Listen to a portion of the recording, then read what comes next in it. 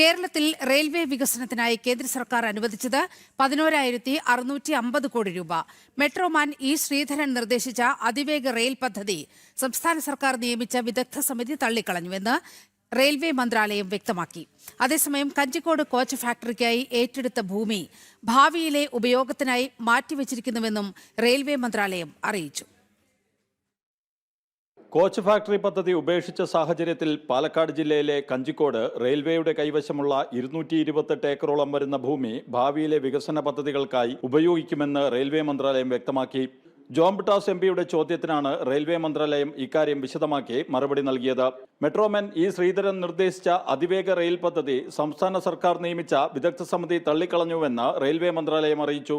നിലവിലെ മാതൃകയിൽ പദ്ധതിയുമായി മുന്നോട്ടു പോകാനാകില്ലെന്ന് വിദഗ്ധ സമിതി വ്യക്തമാക്കിയെന്നും റെയിൽവേ മന്ത്രാലയം വിശദീകരിക്കുന്നു.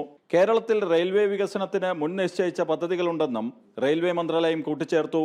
പുതിയ പാതകളും പാത ഇരട്ടിപ്പിക്കലുമടക്കം 9 പദ്ധതികൾക്കായി 11,650 കോടി കേരളത്തിന് അനുവദിച്ചതായും റെയിൽവേ മന്ത്രാലയം വ്യക്തമാക്കി. ജനം, ഡൽഹി.